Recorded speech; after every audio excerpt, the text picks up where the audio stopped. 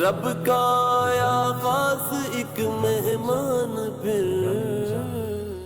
بسم اللہ الرحمن الرحیم. السلام علیکم ورحمۃ اللہ وبرکاتہ.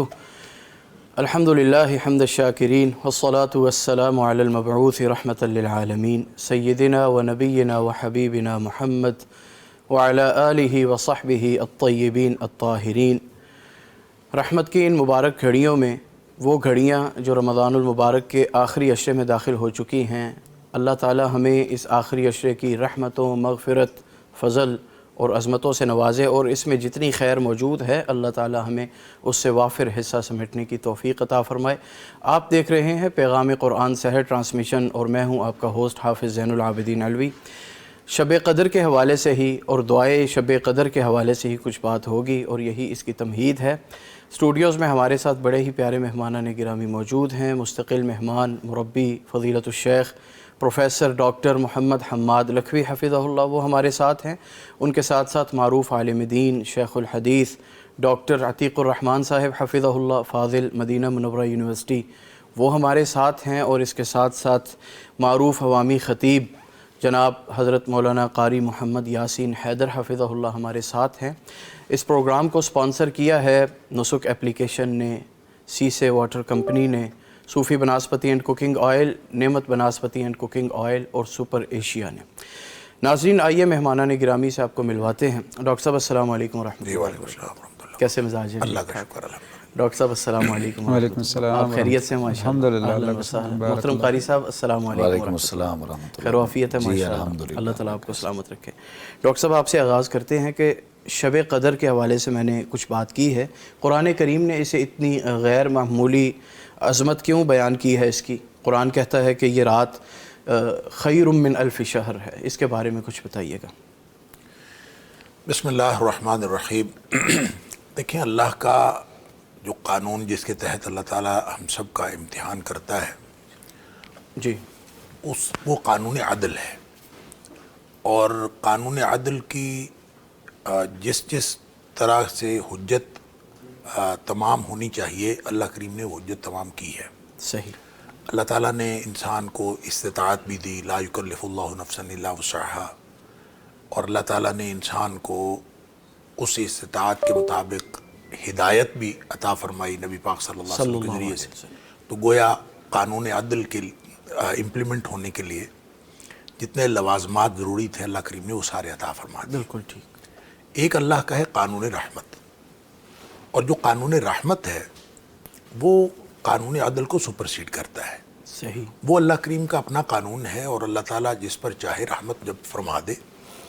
اور اس کے لیے اللہ تعالیٰ نے فرمایا، نبی پاک صلی اللہ علیہ وسلم فرماتے ہیں کہ اللہ کریم نے ان اللہ تعالیٰ کتب کتابا قبل ان یخلق الخلق، اللہ تعالیٰ نے مخلوقات کو پیدا کرنے سے بھی پہلے ایک تحریر لکھوائی، اور اس کے اوپر لکھوایا کہ ان رحمتی سبقت غضب، میری رحمت میرے غصے کے اوپر حاوی. تو پھر یوں اللہ تعالیٰ کی جو رحمت کے مظاہر ہیں، جس کے بارے میں تفصیل الگ معلوم ہے کہ اللہ تعالیٰ کی رحمت کے 100 حصے ہیں، اس میں سے 99 اللہ نے اپنے پاس رکھے ہیں، ایک دنیا پر نازل کیا ہے. وہ کتنی وسیع اللہ کی رحمت ہے، لامحدود رحمت ہے. اس کے مظاہر مختلف جو ہے وہ دنیا میں ظاہر ہوتے رہتے ہیں. ٹھیک. اصل تو مکمل ہوگی قیامت والے دن. وہ جو دنیا میں اللہ کی رحمت کے مظاہر ہیں، اس میں ایک بہت بڑا مظہر جو ہے وہ رمضان کا مہینہ ہے. ٹھیک. اور رمضان کے مہینے میں پھر خاص طور پہ یہ جو لیلۃ القدر ہے، جس ایک عزت والی رات، تو اس کے بارے میں قرآن نے تعارف یہ کروایا ہے کہ شہر رمضان الذی انزل فیہ القرآن. رمضان کا تعارف بھی یہ ہے کہ اس کی ساری سعادتیں برکتیں قرآن کی وجہ سے ہیں، اور جو اس رات کا تعارف ہے وہ بھی یہی ہے کہ انا انزلناہ فی لیلۃ القدر، کہ ہم نے قرآن کو اس لیلۃ القدر میں نازل کیا. اب ہوتا یہ ہے کہ زمان کا کوئی ٹکڑا ہو یا مکان کا کوئی ٹکڑا ہو یا کوئی شخصیت ہو، جو قرآن سے جڑ گیا جی وہ عظمت پا گیا. یہ قرآن عظمتیں عطا کرنے والی کتاب ہے. بے شک. لہٰذا اس رات کو بھی عظمت قرآن کی وجہ سے ہے، اس مہینے کو بھی عظمت قرآن کی وجہ سے ہے.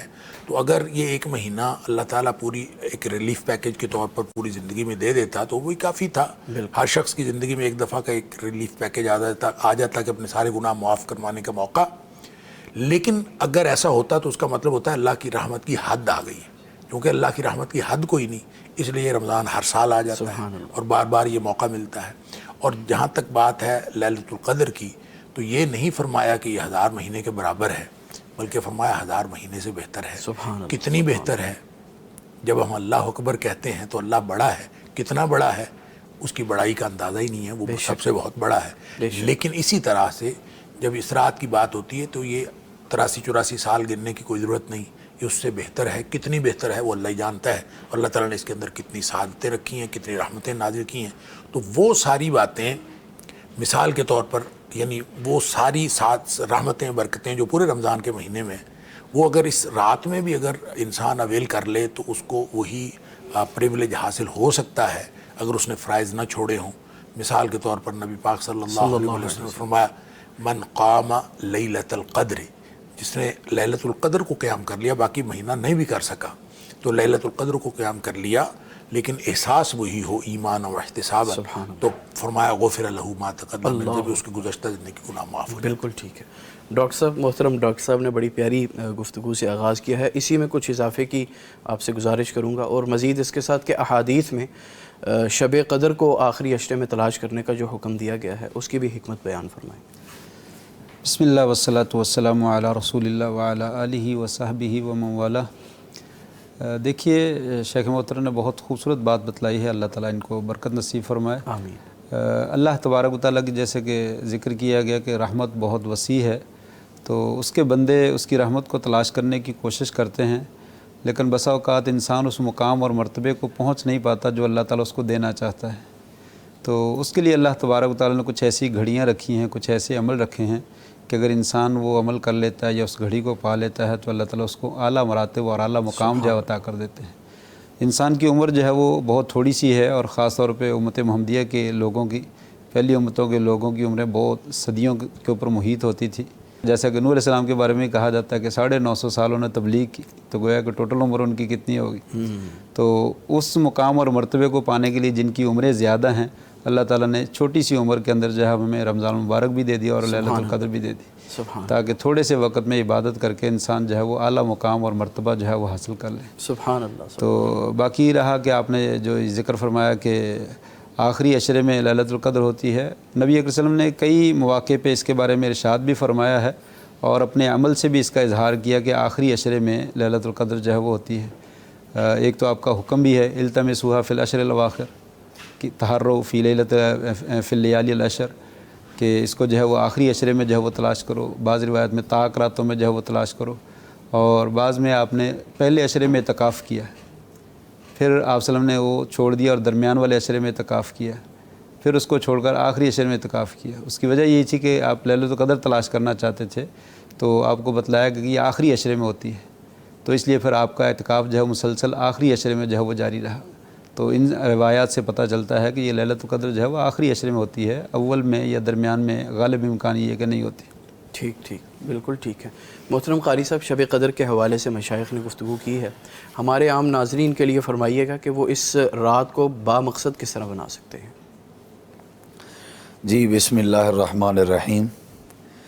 اس حوالے سے جناب محمد الرسول اللہ صلی اللہ علیہ وسلم کا جو معمول حدیث میں موجود ہے، ہمیں وہ سمجھنا چاہیے اور اسے ہی اپنے لیے نمونہ بنانا چاہیے۔ بالکل ٹھیک۔ کہ جب آخری عشرہ داخل ہوتا تو نبی علیہ الصلوۃ والسلام کے بارے میں آتا ہے کہ شد میزرہ احیا لیلہ و ایقظ اہلہ، کہ آپ اپنے تہ بند کو مضبوط کرتے اور ساری رات آپ خود بھی جاگتے اور اپنے گھر والوں کو بھی جگاتے۔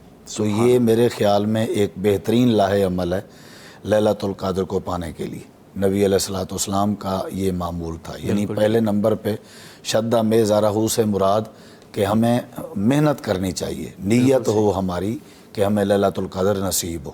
جب ارادہ ہی نہیں ہے، نیت ہی نہیں ہے، تو ایسے کیسے نصیب ہو سکتی ہے؟ یعنی پہلے تو ارادہ ہمیں کرنا پڑے گا، دوسرے نمبر پہ محنت کرنی پڑے گی۔ یہ شدہ میزرہ اس بات کی دلیل ہے کہ نبی علیہ الصلوۃ والسلام خوب محنت کیا کرتے تھے، اور خود جاگنا، پھر اہل و عیال کو جگانا۔ پہلے تو ہمیں یہ سارے انتظامات کرنے چاہیے، خود جاگنا، بچوں کو جگانا، اور محنت کرنا، اور مضبوط اور مصمم ارادہ پیدا کرنا۔ دوسرے نمبر پہ اگر ہم چاہتے ہیں کہ ہمیں لیلۃ القدر نصیب ہو جائے تو ہمیں ان راتوں میں جاگنے کے ساتھ ساتھ اللہ تبارک و تعالیٰ کی عبادات کے ساتھ ہمیں راتیں جاگنی چاہیے، بالکل صحیح، نہ کہ مذاق میں، گپ شپ میں، یا موبائل کے استعمال میں، یا فضولیات میں نہیں۔ صرف جاگنا مقصود نہیں ہے، جاگنے کے ساتھ ساتھ تلاوت قرآن کثرت سے ہو، قیام اللیل کثرت سے ہو، دعا و استغفار کا جو اہتمام ہے وہ کثرت سے ہو، صدقہ و خیرات کثرت سے ہو، تو یہ اعمال بندہ کر رہا ہو اور محنت بھی ہو اور ارادہ بھی اس کا مضبوط ہو، تو انشاءاللہ ان باتوں کے بعد اللہ تعالیٰ ضرور لیلۃ القدر نصیب کر دے گا۔ بالکل صحیح۔ ڈاکٹر صاحب، قاری صاحب نے محترم نے فرمایا کہ کثرت سے ہو، بڑی اچھی بات ہے۔ اچھا، اگر کوئی شخص کثرت سے نہیں کر سکتا اور اس کو کچھ موقع ملتا ہے تو اس کے لیے بھی بیان کیجئے گا، اس کو کس اخلاص کے ساتھ وہ عمل کرنا چاہیے۔ دوسرا یہ کہ آپ نے ابھی گفتگو کے درمیان قرآن اور شب قدر کے حوالے سے ذکر کیا ہے، اس کے درمیان جو تعلق ہے اس سے ہمیں یعنی عام سامعین اور ناظرین کو کیا سبق ملتا ہے، اس کے بارے میں فرمائیے۔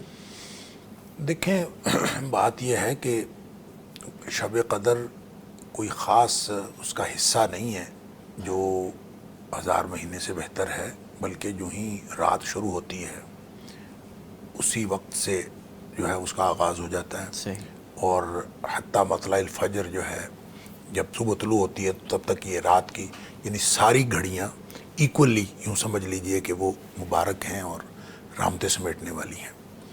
اب یہ کیوں ہے، اس کے بارے میں پہلے عرض کر چکا ہوں کہ اللہ کریم نے جو قرآن میں وجہ بتائی ہے وہ تو یہی بتائی ہے کہ اس میں قرآن نازل ہوا۔ ظاہر ہے ویسے تو قرآن 22-23 سال کے عرصے میں نازل ہوا، 22 سال 5 ماہ اور 22 دن لگے قرآن کو نزول میں، لیکن جو لوح محفوظ سے آسمان دنیا پر نازل کیا گیا اور وہاں سے پھر تھوڑا تھوڑا نازل ہوتا رہا، تو وہ اس کا جو نزول ہے وہ لیلۃ القدر کو ہوا۔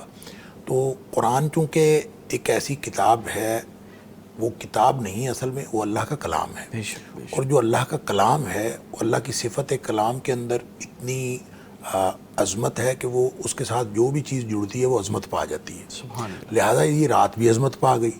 اب اس عظمت کا جو فائدہ ہے وہ انسانیت کو اس صورت میں مل سکتا ہے اور اہل ایمان کو اس صورت میں مل سکتا ہے کہ اگر وہ اس رات میں اللہ کی بندگی کر کے اللہ کا قرب سمیٹیں، اللہ کی رحمتیں سمیٹیں۔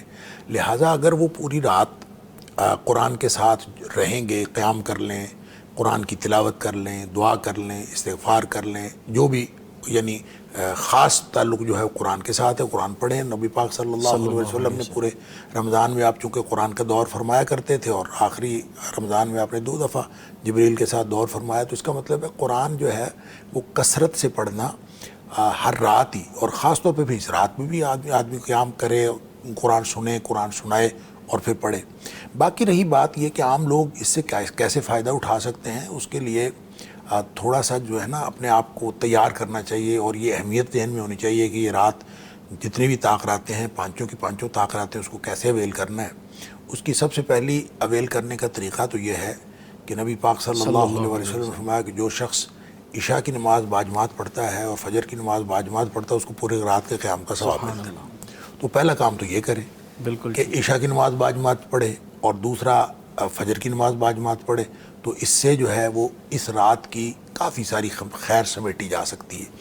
پھر اس کے بعد دوسرا کام یہ کرے کہ جہاں بھی پہلی رات یا پچھلی رات یا ساری رات جہاں بھی قیام ہو رہا ہے تو اس باجماعت قیام کے ساتھ مل جائے، اور اس وقت تک اس قیام کے ساتھ جڑا رہے جب تک امام اپنے مصلی سے نہیں ہٹ جاتا۔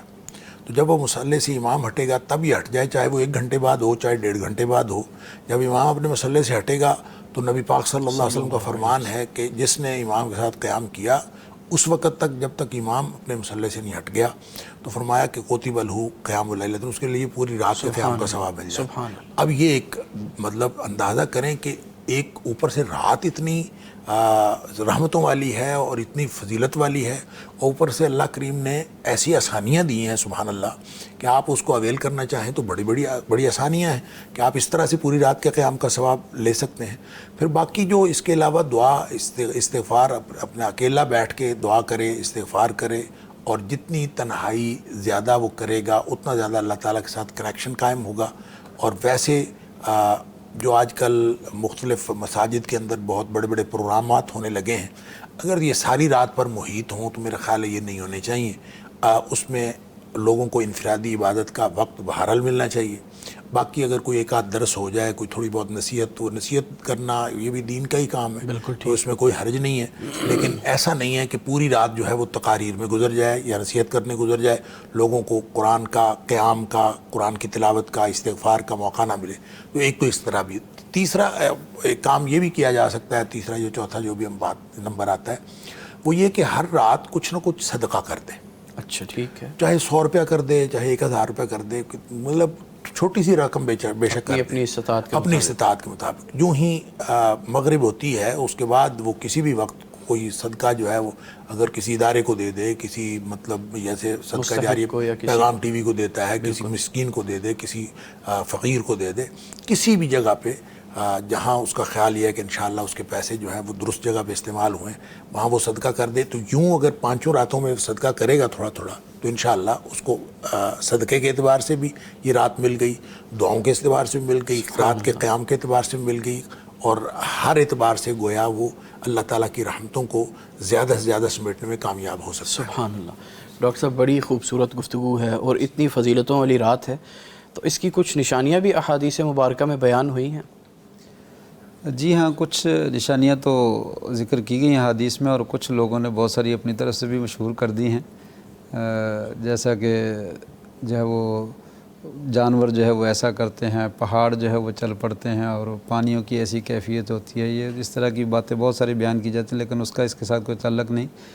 نشانیوں میں سے جو ذکر کی جاتی ہے وہ یہی ہے کہ رات پرسکون ہوتی ہے, نہ بہت زیادہ ٹھنڈی ہوتی ہے اور نہ بہت زیادہ گرم ہوتی ہے. اور اسی طریقے سے صبح کو جب سورج طلوع ہوتا ہے تو اس کی شعاعیں جو ہے وہ مدھم ہوتی ہیں یا نہ ہونے کے برابر ہوتی ہیں. اور چاند کے بارے میں بھی ذکر کیا گیا کہ جیسے تھال کا نصف کنارہ جو ہے وہ ہوتا ہے, اس طرح کے جو ہے وہ ہوتی ہے. یہ چیزیں تو بتلائی گئی ہیں, لیکن یاد رکھنا چاہیے کہ نشانیوں کو تلاش شاید کرنے کی کوئی ضرورت نہیں ہے. اصل مقصود عبادت ہے. سبحان اللہ. اور نشانیاں بسا اوقات نظر آتی بھی نہیں ہیں. کسی کو نظر آ جائیں تو آ جائیں, کوئی مسئلہ نہیں, اللہ تعالیٰ دکھانا چاہے دکھا دے. لیکن اگر اصل مقصود عبادت ہے, اگر عبادت انسان ساری رات کرتا ہے تو فضیلت کو سمیٹ لے گا, اسے پتہ چلے یا نہ چلے. بالکل. جیسے وہ استخارہ کرنے والے کہتے ہیں کہ خواب آنا جو ہے وہ ضروری ہے, اور وہ سونے سے پہلے استخارہ کرتے ہیں, اس کے علاوہ استخارہ کرتے ہی نہیں ہیں. تو ایسا نہیں ہے, خواب اللہ دکھا دے, اللہ کی رحمت ہے. نہ دکھائے تو اصل استخارہ کرنے کے بعد انسان کام کر گزرے, اللہ اس میں خیر اور برکت کر دیتا ہے. اسی طریقے سے اصل مقصود رات کی عبادت ہی ہے, تاکہ انسان عبادت کرے اور اجر و ثواب جو ہے وہ سمیٹ لے. بلکہ میں سمجھتا ہوں کہ نشانی نہ ہی پائے تو اچھا ہے, تاکہ پورے عشرے کی عبادت کرتا سبحان اللہ, رہے, ساری طاق راتوں کی جائے عبادت کرتا رہے.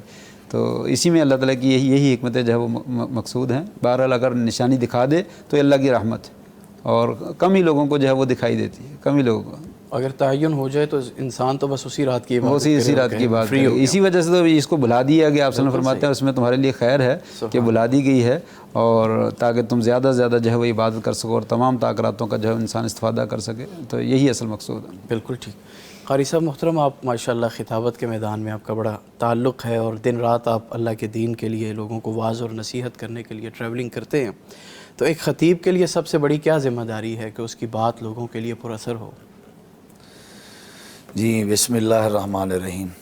اس کے لیے جی خطیب کو ایز اے خطیب یا ایز اے مبلغ جو بات وہ پبلک میں بیان کرنے کی کوشش کر رہا ہے, سب سے پہلے تو اسے خود عمل پیرا ہونا چاہیے. بالکل ٹھیک. جب تک وہ خود عمل نہیں کرے گا تو وہ بات مؤثر ثابت نہیں ہو سکتی.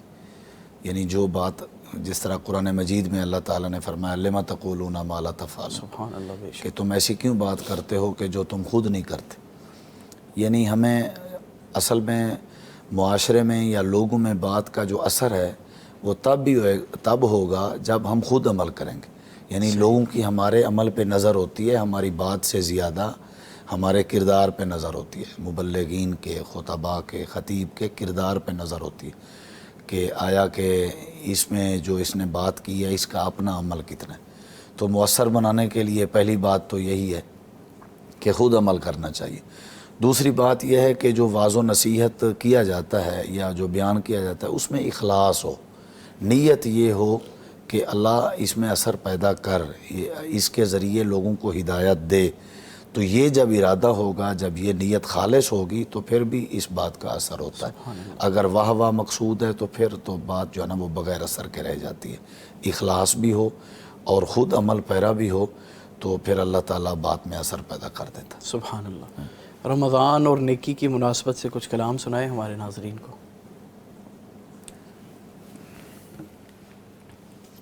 لوگوں کی خواہش ہوتی ہے کہ جب ایسے خطبہ آئیں تو ان سے اس حوالے سے بھی استفادہ ہو. اج رات بن کے آئی رحمت بھرا خزانہ، اج رات بن کے آئی رحمت بھرا خزانہ، امت نبی دے کیتے بخشش دہے بہانہ، اج رات بن کے آئی رحمت بھرا خزانہ، اج رات بن کے آئی رحمت بھرا خزانہ، امت نبی دے کیتے بخشش دہے بہانہ، اج رات بن کے آئی رحمت بھرا خزانہ، عرشاں تو فرشاں تائیں،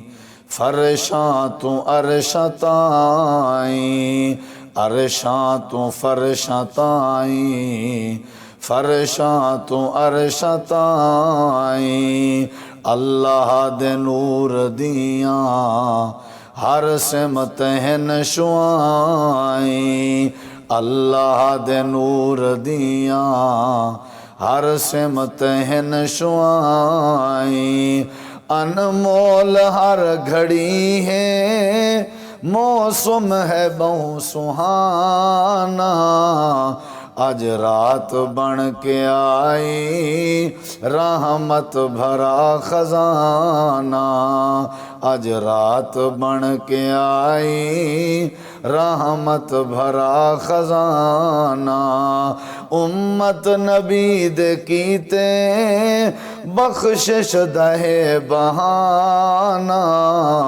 اج رات بن کے آئی رحمت بھرا خزانہ، عرشاں تو اج زمین تے آئے ملک تمامن، عرشاں تو اج زمین تے آئے ملک تمامن، پڑھ دے پہ منہ بناتے خالق ولوں سلامن، پڑھ دے پہ منہ بناتے خالق ولوں سلامن، غافل نہ بنوے تو بھی، غافل نہ بنوے تو بھی اللہ دا پڑھ ترانہ، اج رات بن کے آئی رحمت بھرا خزانہ،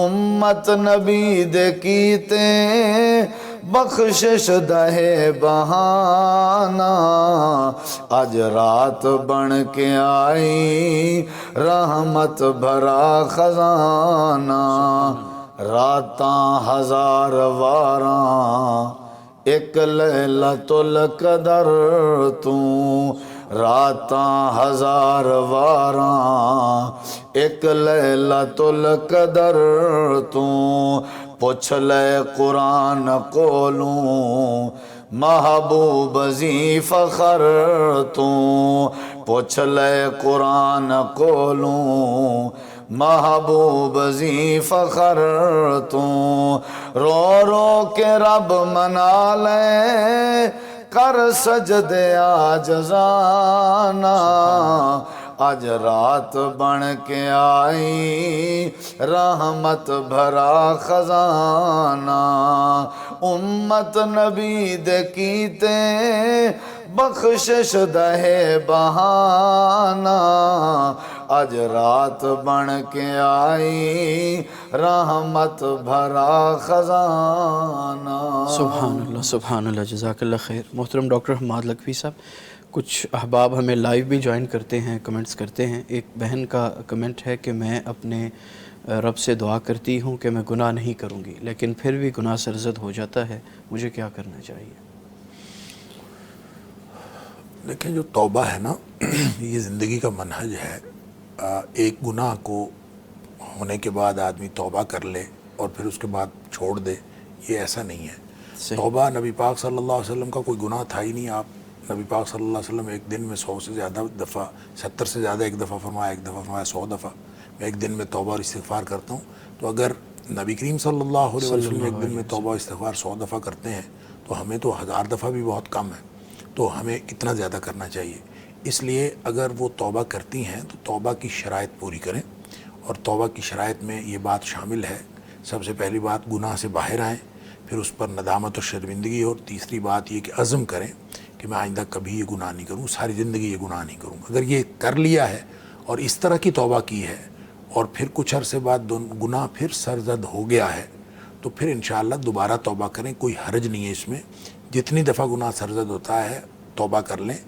گناہ ہو جانا اور گناہ کرنا، ان دونوں میں فرق ہے۔ صحیح۔ لہٰذا وہ اس خیال سے گناہ کریں کہ میں توبہ کر لوں گی بعد میں، یہ تو گویا انہوں نے خود سے پلان کر کے کیا، اور ایسی توبہ نہ اس میں شرمندگی ہوتی ہے اور نہ انسان کی وہ توبہ قبول ہوتی ہے۔ لہٰذا پہلے یہی ارادہ کرے کہ میں نے انشاءاللہ کبھی گناہ نہیں کرنا، اور پھر اگر گناہ ہو جائے تو پھر انشاءاللہ اللہ تعالیٰ معاف کرنے والا ہے۔ دوبارہ اسی طرح سے توبہ کرے اور دوبارہ اسی طرح سے اللہ تعالیٰ سے معافی مانگے، انشاءاللہ اللہ تعالیٰ گناہ معاف کر دے گا۔ بہت ساری احادیث اس کے بارے میں رہنمائی کرتی ہیں کہ ایسا شخص جو سچی توبہ کرتا ہے وہ کچھ عرصے بعد پھر اس سے گناہ اگر سرزد ہو جاتا ہے تو اللہ تعالیٰ اس سے پھر وہ توبہ کرتا ہے۔ اصل ہوتا یہ ہے کہ گناہ کی ہوتا ہے جذبات کی مغلوبیت یا انسان کے حالات کی مغلوبیت سے، تو جو ہی حالات یا جذبات وہ تبدیل ہوتے ہیں تو انسان کو فوراً احساس ہوتا ہے کہ میں نے تو یہ نہیں کرنا تھا، تو وہ جو احساس ہوتا ہے شرمندگی کا، پچھتاوے کا، وہ اللہ کو بڑا پسند ہے اور اللہ تعالیٰ اسی کو پسند کرتا ہے۔ تو اگر ایسا احساس موجود ہے تو انشاءاللہ اللہ خیر کرے گا، اللہ تعالیٰ بخش دے گا سارے گناہ، اور طے یہ کرنا چاہیے کہ آئندہ میں کبھی نہیں کروں گی۔ بالکل ٹھیک ہے۔ ڈاکٹر صاحب محترم، ابھی آپ نے اپنی گفتگو میں پہلے فرمایا تھا کہ اللہ کے نبی علیہ الصلوۃ والسلام کو یہ رات بھلا دی گئی۔ زیادہ تر لوگ تعین کرتے ہیں کہ یہ 27ویں رات ہے، اس کے بارے میں آپ کی کیا رائے ہے؟ لوگ اس کو کیوں اسپیسیفک کرتے ہیں؟ احادیث پہ کچھ ذکر ملتا ہے، صحابہ کرام رضوان اللہ علیہم اجمعین، ان کا بھی جو ہے وہ بعض حضرات کا موقف یہی تھا کہ 27ویں رات میں ہے، جیسے کہ حضرت ابی بن کعب رضی اللہ تعالیٰ عنہ سے منقول ہے کہ وہ کہتے ہیں کہ یہ 27ویں رات تھی اور قسم بھی اٹھاتے تھے۔ حضرت ابو ہریرہ رضی اللہ عنہ سے بھی ایک روایت ہے، غالباً صحیح مسلم میں ہے، کہ وہ چاند جو تھا اس میں اس طرح کی کیفیت کا تھا تو وہ 27ویں رات تھی۔ تو اس طرح کے اقوال جو ہے وہ مل جاتے ہیں۔ تو لیکن اس کے علاوہ بھی صحابہ کرام کے اقوال موجود ہیں، بعض نے 25 کو ترجیح دی ہے، بعض نے 23 کو ترجیح دی ہے، بعض نے 21 کو ترجیح دی ہے، اور پھر وہ روایت بھی آتی ہے جس میں آپ صلی اللہ علیہ وسلم نے فرمایا کہ میں مٹی میں جو ہے وہ اور پانی میں سجدہ کر رہا ہوں، تو اس بعض صحابہ کہتے ہیں وہ 21ویں رات تھی، اچھا، اور بعض کہتے ہیں وہ 23ویں رات تھی، اور دونوں میں بارش جو ہے وہ ہوئی ہے۔ تو اس وجہ سے یہ شدید اختلاف ہوا، اور حافظ ابن حجر رحمہ اللہ نے تو اس کے بارے میں تقریباً 40 کے قریب اقوال جو ہے وہ نقل کیے ہیں کہ یہ رات جو ہے وہ کون سی ہے۔ تو صحیح بات یہی ہے کہ یہ طاق راتوں میں ہے اور آخری عشرے کی طاق راتوں میں ہے، اور زیادہ غالب گمان جو ہے وہ آخری 7 راتوں میں جو ہے وہ کہا گیا ہے۔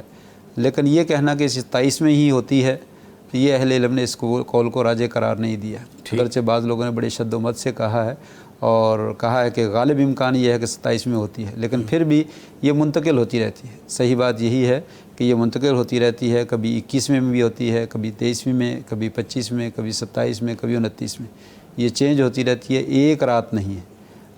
اگرچہ کچھ باتیں جو ہے وہ 27ویں کو ترجیح دیتی ہیں، لیکن اسی کو لے کر بیٹھ جانا اور ایک ہی رات کی عبادت کرنا، یہ تو شریعت جس طرح آپ نے پہلے فرمایا ہے کہ ایک رات کو خاص نہیں کر لینا، نہیں کرنا چاہیے، اس کی شریعت کا جو مقصود ہے اس کے بھی خلاف جو ہے وہ نظر آتی ہے۔ تو آپ نے فرمایا کہ مجھے بلا دی گئی، اسی وجہ سے تو جو ہے وہ تمہارے لیے خیر ہے تاکہ تم زیادہ سے زیادہ جو ہے وہ عبادت کر لو۔ اور بعض نے جب کہا کہ 21ویں رات ہی ہے تو کیسے بلا دی گئی پھر، بعض نے جو کہا 23ویں ہے تو پھر بلا کیسے دی گئی، اور بعض نے جو 27ویں کا قول اختیار کر لی، پھر بلانے دینے کا کیا فائدہ ہوا۔ تو اس سے معلوم یہی ہوتا ہے کہ یہ واقعتاً بلا دی گئی ہے۔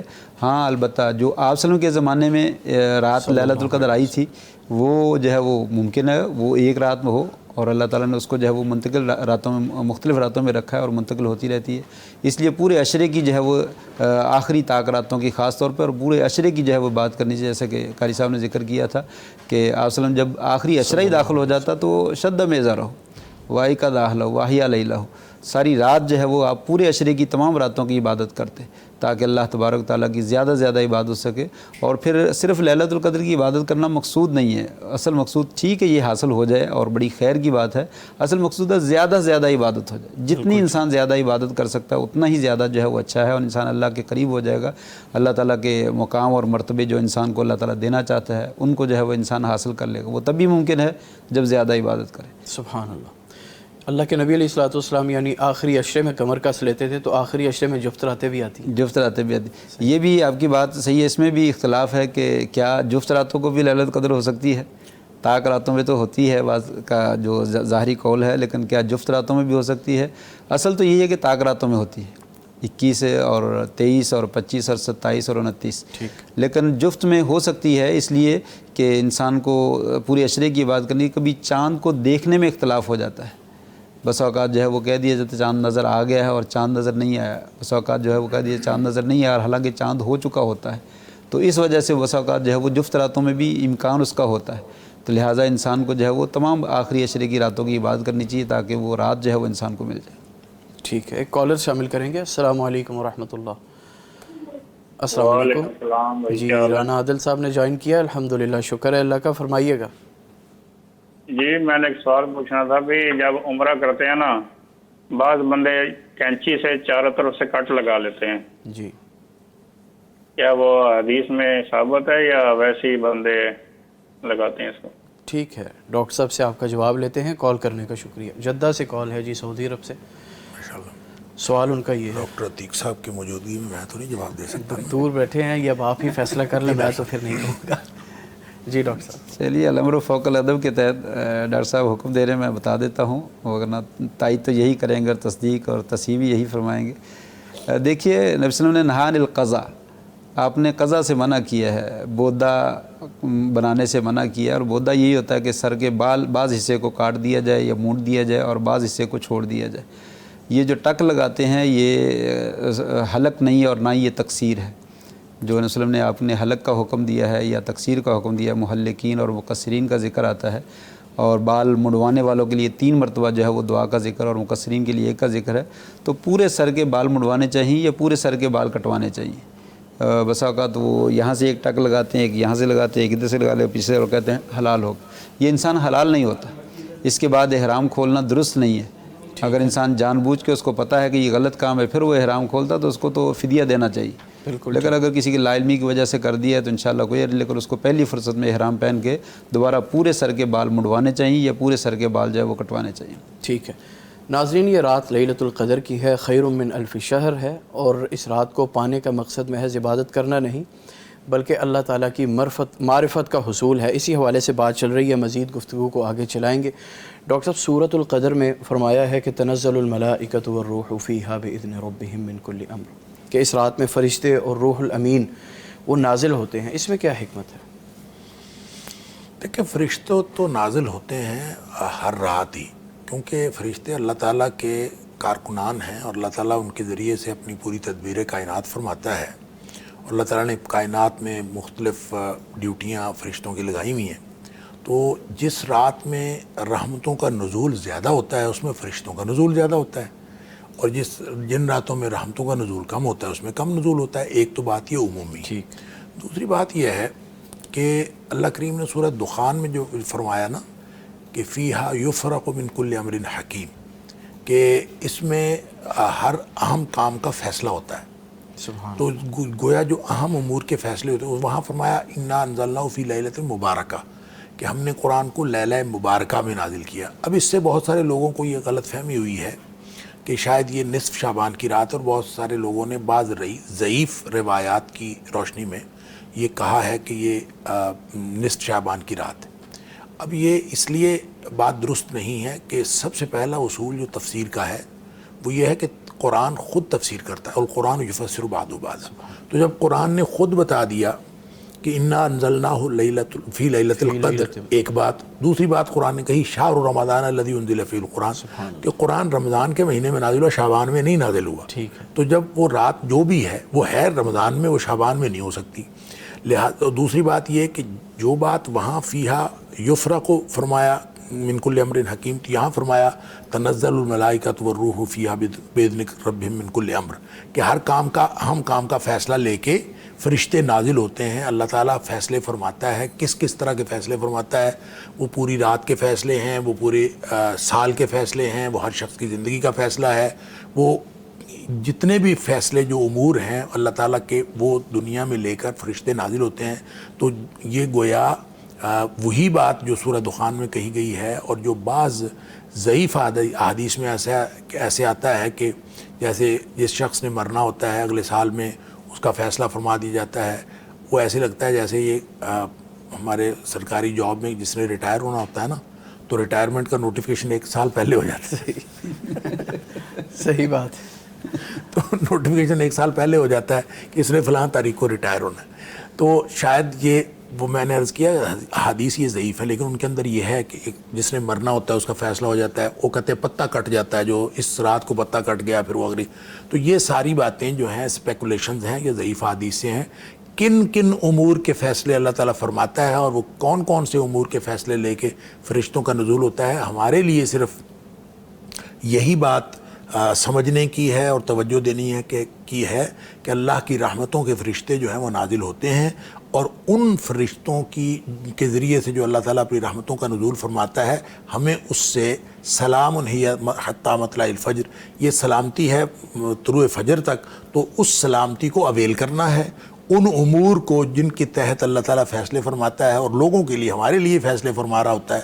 تو جو لوگ اللہ سے مغفرت مانگ رہے ہیں اس کے فیصلے ہو رہے ہیں. نبی پاک صلی اللہ علیہ وسلم فرمایا کہ ہر رات اللہ تعالیٰ لوگوں کے وَلِلَّهِ اتقاء من النار وَذَلِكَ كُلَّ لَيْلَةٍ، ہر رات جو ہے آگ سے جہنم سے آزادی کے فیصلے ہو رہے ہوتے ہیں. تو ظاہر ہے وہ فیصلے جو ہیں وہ لیلۃ القدر کو اور زیادہ ہوتے ہیں.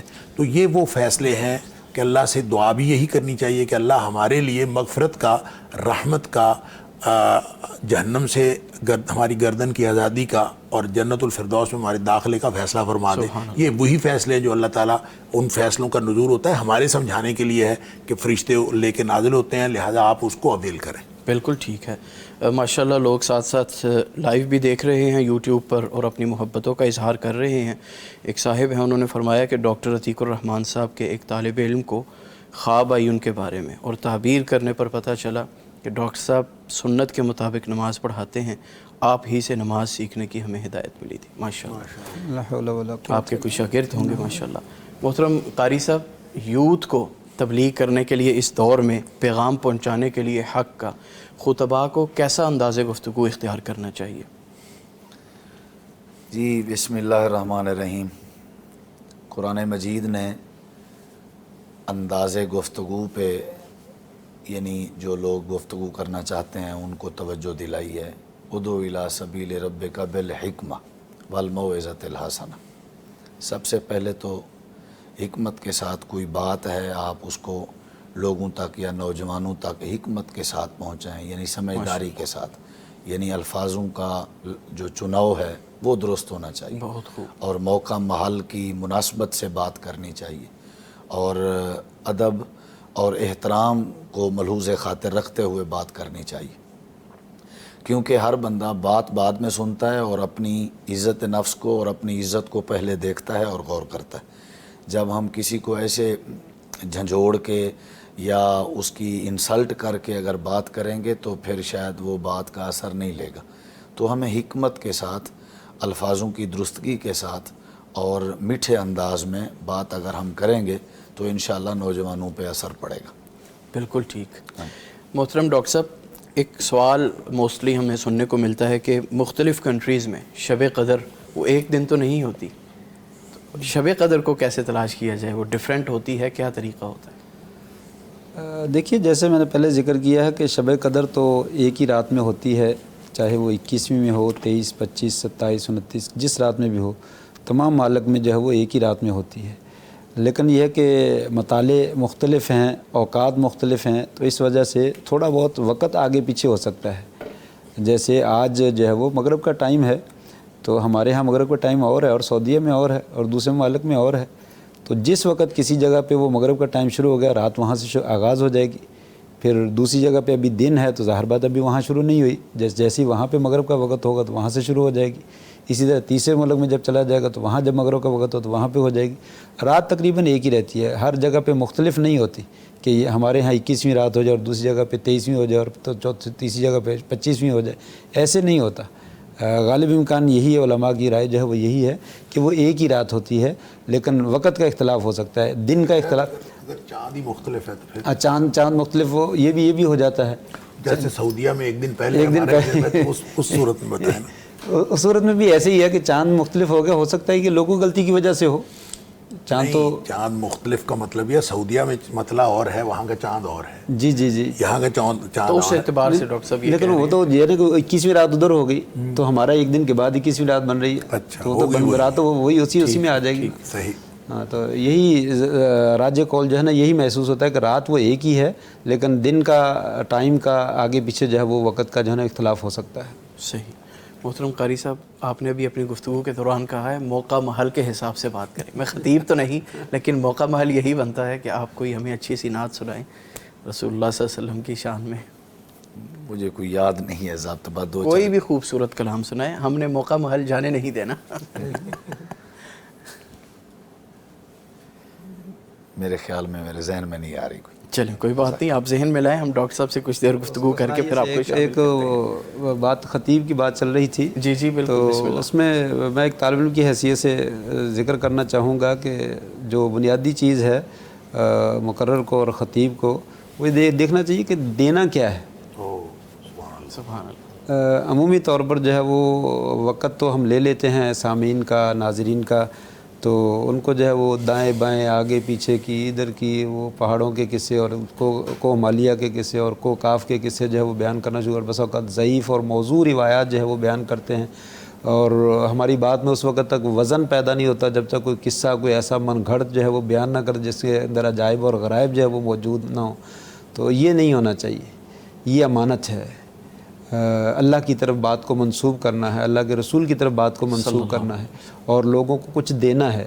نبی کریم صلی اللہ علیہ وسلم نے اور قرآن مجید میں ہمیں یہ بتلایا ہے، قل ھذہ سبیلی ادعو الی اللہ علی بصیرۃ انا ومن اتبعنی.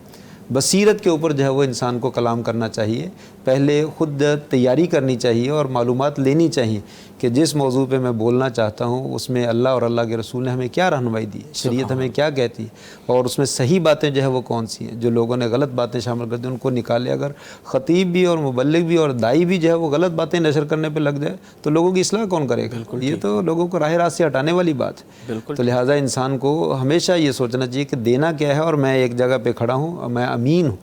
اگر میں غلط بات یہاں پہ کہتا ہوں تو خائن ہوں اور اللہ کا مجرم ہوں، اللہ کے نبی کا مجرم ہوں، اور قیامت کے دن میں جواب نہیں دے سکوں گا اور بہت مشکل کا سامنا کرنا پڑے گا.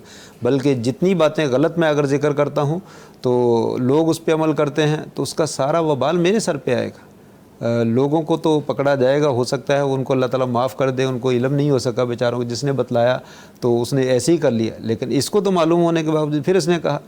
تو یہ تو بہت بڑی خیانت ہے اور بددیانتی ہے. انسان کو ایسا نہیں کرنا چاہیے، اور علم اور بصیرت کے اوپر صحیح علم حاصل کر کے وہ آگے لوگوں تک نشر کرنا چاہیے. بالکل ٹھیک. ڈاکٹر صاحب، مولانا محی الدین لکھوی رحمہ اللہ، آپ کے والد محترم، ان کا میں نے کچھ کلپس سنے ہوئے ہیں. اس دور میں علماء بیان بھی کرتے تھے، عام خطباء بھی، جیسے عام تو خطیب نہیں تھے، شیخ القرآن مولانا محمد حسین صاحب شیخو پوری، اس لیول کے لوگ سادی گفتگو کرتے تھے، لوگوں کو بہت کچھ دے جاتے تھے. دیکھیں یہ جو کچھ دینا ہے نا، یہ بھی بڑا زومانہ ہے. کیا دینا ہے آپ نے؟ اس کے لیے دیکھیں نبی پاک صلی اللہ علیہ وسلم جمعہ پڑھاتے تھے، خطبہ دیتے تھے، تو خطبہ دینے کو اس کے بعد صحابہ کرام وہاں سے کیا لے کے جاتے تھے؟ ایک تو ہے علم. علم کے علاوہ یہ ایک ہر 8 دن بعد، یعنی علم کسی اور طریقے سے بھی کسی جگہ ہو سکتا ہے. یہ گیدرنگ جو ہے یہ خاص گیدرنگ ہے، اور اس گیدرنگ کی ایک خاص کیفیت ہے، اور اس کو حاصل کرنے کے لیے فرمایا کہ سب صحابہ کرام کہتے ہیں ہم اس طرح سے بیٹھے ہوتے تھے کہ جیسے ہمارے سروں کے اوپر پرندے ہیں اور اڑ جائیں گے. اور وہ نبی پاک صلی اللہ علیہ وسلم نے فرمایا اگر کسی نے دوسرے کو کہا نا کہ خاموش ہو جاؤ تو اس نے بھی غلطی کی. یہ بھی نہیں کہنا، سب جو ہے بالکل توجہ کے. اچھا کیا لینے کے لیے؟ میں یہ سمجھتا ہوں کہ یہ ایک اللہ تعالیٰ نے 8ویں دن اہل ایمان کا ایمان بوسٹنگ سیشن رکھا. سبحان اللہ سبحان اللہ. یہ ایمان بوسٹنگ سیشن ہے. اور اگر وہاں پہ امام جو ہے اس کا اور مقتدیوں کا دونوں کا اگر اس کے بعد تزکیہ نفس نہیں ہوتا اور دونوں کا ایمان بڑا ہوا نہیں ہوتا جمعے کے بعد، تو گویا دونوں نے وقت ضائع کیا ہے.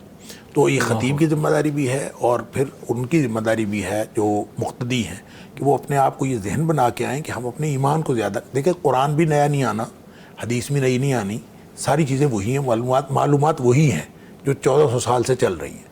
اب وہی انہی معلومات میں سے ایک تذکیر کرنی ہے، ایک نصیحت کرنی ہے. ہمارے والد صاحب رحمۃ اللہ علیہ نے ہمارے والد صاحب فرمایا کرتے تھے کہ جب بھی آپ جمعہ پڑھائیں تو اس میں جنت اور جہنم کا ذکر ضرور آنا چاہیے. اچھا. اس کی وجہ یہ ہے کہ جنت ترغیب ہے اور جہنم ترہیب ہے. تو جب تک یہ دونوں چیزیں نہیں آئیں گی خوف اور امید کو ایڈریس نہیں کیا جا سکتا. اور خوف اور امید کو جب آپ ایڈریس کریں گے تو نصیحت کے لیے یہ سب سے اچھی چیز ہے جو قرآن نے بھی انداز اختیار کیا اور نبی کریم صلی اللہ علیہ وسلم نے، اس لیے اس کا تذکرہ درمیان میں ضرور آنا چاہیے. اچھا اسی طرح خود والد صاحب رحمۃ اللہ علیہ نے زندگی بھر یوں سمجھ لیجئے کہ 99% ایک ہی موضوع رکھا ہے. اچھا. اور موضوع تھا فکر آخرت. لہذا آپ نے کبھی بالعموم پنجابی میں گفتگو کرتے تھے اور اگر کبھی شہر کا ماحول ہوتا تھا تو اردو میں بھی گفتگو کر لیتے تھے، لیکن ان کا موضوع یہی تھا فکر آخرت. اچھا اس کی وہ ڈفرینٹ ڈائمینشنز ہیں، کبھی کدھر سے کبھی کدھر سے، لیکن فکر آخرت.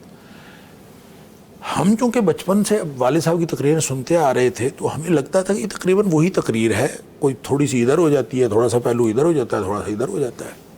لیکن وہی تقریر سن کے میں نے خود جو ہے وہ دیہات کے لوگوں کو روتے دیکھا ہے والد صاحب کی تقریر سن کے. اور وہی تقریر سن کے انتہائی پڑھے لکھے ماحول میں، مطلب والد صاحب نے کراچی میں مختلف جگہوں پہ گفتگو کی تھی، 1986 کی بات ہے، تو میں اس وقت والد صاحب کے ساتھ تھا. تو میں نے وہی گفتگو والد صاحب نے وہاں تھیوسوفیکل ہال کے اندر کراچی میں ان کی گفتگو ہوئی، اور میں نے وہی گفتگو سن کے بڑے بڑے پڑھے لکھے علماء شیوخ الحدیث کو روتے ہوئے دیکھا. سبحان اللہ. گفتگو وہی تھی. اب مسئلہ یہ ہے کہ اس کے اندر تاثیر پیدا ہوتی ہے، اگر اس کے پیچھے عمل کی قوت ہو تو پھر اس میں تاثیر اور زیادہ پیدا ہوتی ہے. اور پھر یہ مطمع نظر بھی ہو خطیب کا کہ میں نے اپنے لیے اور جو سامعین ہیں ان دونوں کے لیے کوئی ایمان کی اضافے کا کوشش کرنی ہے، کوئی تزکیہ نفس کا سامان کرنا ہے. اگر یہ فکر ہوگی تو انشاءاللہ اس کے تحت جو ہے وہ اس کی تاثیر مقتدی بھی محسوس کریں گے، امام خود محسوس کرتا ہے. دیکھیں میں اپنی بات کر لیتا ہوں. میں نے جمعہ پڑھانا شروع کیا 1990 میں. اب تو اللہ تعالیٰ معاف فرمائے بہت آلودگیاں ہو گئی ہیں، دل کے اندر وہ صورتحال نہیں رہی اور بڑی عمل میں بھی کوتاہی اور کمی آ گئی ہے.